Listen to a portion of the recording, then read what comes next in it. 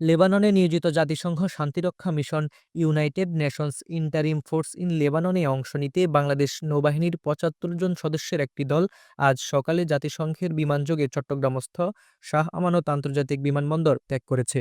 উক্ত নৌসদস্যগণ বাংলাদেশ কন্টিনজেন্টের আওতায় নৌবাহিনীর যুদ্ধজাহাজ সংগ্রামে যোগদান করবেন।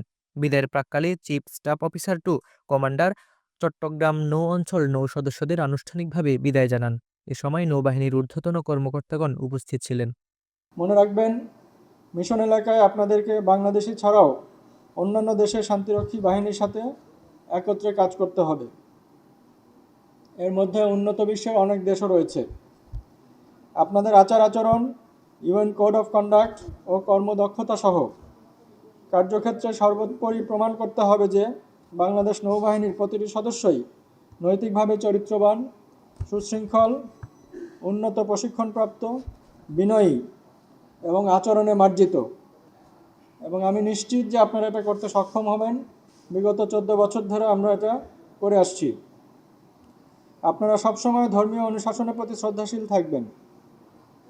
ধর্মীয় রীতিনীতিই আপনাদেরকে অনৈতিক ও শিষ্টাচার বহির্ভূত কার্যক্রম হতে বিরত রাখবে বলে আমার দৃঢ় বিশ্বাস।